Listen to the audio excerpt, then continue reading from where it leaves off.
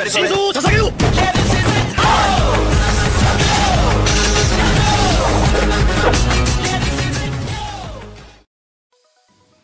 के स्टार्ट में आलों के हार जाने पर वो पूरा विलेज ही एंजॉय कर रहा होता है, क्योंकि लगभग 8 साल बाद उन्हें आजादी मिली होती है और इस मोमेंट को वो बहुत ही अच्छी तरीके से एंजॉय कर रहे होते हैं। इधर दूसरी ओर वो डॉक्टर जोरो का इलाज कर रहा होता है, जिसके काफी सारे जख्म आलों के कारण खुल जाते हैं कि तभी वहाँ पर लूफी आता है। हे जोरो, क्या तुम ठीक हो? वैसे पता है मुझे नामी कहीं पर नहीं दिख रहा। यहाँ पर सब लोग एंजॉय कर रहे हैं, पर नामी कहाँ पर है? अगर वो यहाँ पर नहीं है तो इसका बस एक ही मतलब हो सकता है कि वो पक्का बेलमेंट के कब्र के सामने है। उसके बाद में नामी की तरफ दिखाया जाता है, जहाँ पर गिनसा भी बेलमेंट के कब्र के सामने होते हैं कि इतने में वहाँ नोजिको आकर नामी को बोलती है कि उसके दोस्त उसे हर जगह खोज रहे हैं। इधर नामी बोलती है, नोजिको, गिनसा, आपको क्या लगता है अगर आज बेलमेंट जिंदा होती तो क्या वो मुझे एक पायरेट बनने देती? बेवकूफ लड़की, क्या तुम उन लोगों के साथ ये आइलैंड छोड़ने के बारे में तो नहीं सोच रही? वेल, अगर तुम ऐसा करना चाहती हो तो मैं तुम्हें नहीं रोकूंगा, क्योंकि बेलमेंट अगर आज जिंदा होती तो वो भी तुम्हें पक्का नहीं रोकती। जाओ नामी और अपने सपने को पूरा करो, तुम्हें जो अच्छा लगता है वो करो। उसके बाद वहाँ पर 3 दिन बीत जाते हैं और वो विलेज अभी भी जश्न मना रहा होता है। इधर दूसरी ओर गिनसा बेलमेंट के कब्र के सामने होते हैं और उससे बातचीत करते हुए बोलते हैं कि उनकी बेटी बहुत ही खुश है और वो अपने सपने को पूरा करने के लिए अपने दोस्तों के साथ बाहर जा रही है। इधर इतने में वहाँ लूफी खाने की तलाश में आता है। ये क्या, यहाँ पर तो कोई खाना नहीं है। वैसे ओल्ड मैन, यहाँ पर कोई मर गया है? हाँ, बहुत साल पहले। आपकी आत्मा को शांति मिले। यह कहकर लूफी वहाँ से जाने जाता है, पर तभी गिनसा उसे रोकते हुए बोलते हैं, हे ब्रैट, कल नामी तुम्हारे साथ शिप में एक सफर में निकलने वाली है, उसका ध्यान रखना। अगर उसके आंख में एक भी आंसू आए तो मैं तुम्हें छोड़ूंगा नहीं।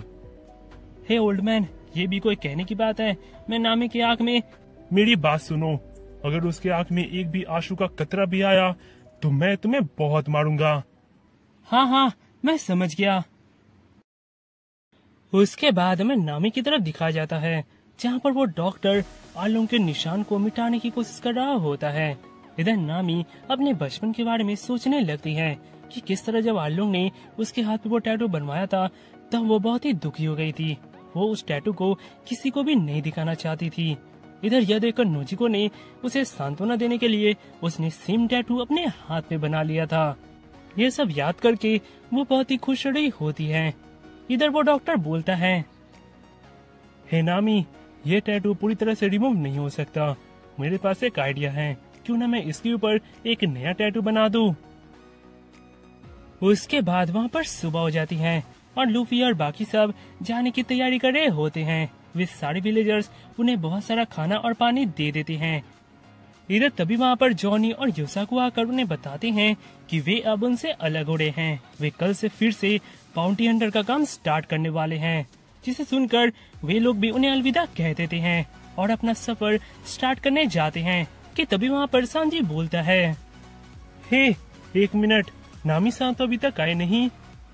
क्या वो हमारे साथ आने वाली है? मुझे तो ऐसा नहीं लगता। यह सुनकर सांजी सोरो के ऊपर बहुत ही गुस्सा होने लगता है। इधर दूसरी ओर नोजिको गिन और वो डॉक्टर को बता देती है कि नामी सारा खजाना इन विलेजर्स के लिए छोड़कर जा रही है। यह सुनकर वो डॉक्टर बोलता है, क्या वो सारा खजाना हमारे लिए छोड़कर जा रही है? तो वो सफर में अपने साथ क्या लेकर जाएगी? सच में इस लड़की को समझना तो बहुत ही मुश्किल है। हमने तो अभी तक उसे ठीक से शुक्रिया भी नहीं बोला। इधर तभी वहाँ पर नामी आती है, जो लूफी को उस शिप को चालू करने को बोलती है। यह सुनकर लूफी उन्हें ऑर्डर देता है और वो शिप जाने के लिए रेडी हो जाता है। इधर यह देखकर वे सारे लोग समझ जाते हैं कि नामी उनसे बिना थैंक्स लिए ही वहाँ से जाना चाहती है। यह देखकर पूरे गांव वाले नामी को रोकने जाते हैं, पर नामी उनके बीच से निकलकर उस शिप में आ जाती है। और तभी हम देखते हैं तो इस बीच नामी उन सारे गांव वालों का बटवा मार लेती है। यह देखकर वे सब बहुत ही गुस्सा हो रहे होते हैं, पर बाद में वे सब बहुत ही खुश होते हैं और नामी को अलविदा बोलते हैं। इधर नामी बोलती है, हे गांव वालों, मैं तुम लोगों से फिर मिलूंगी, अलविदा। और इस तरह नामी भी लूफी और बाकी लोगों के साथ और एक नए सफर में निकल पड़ती है।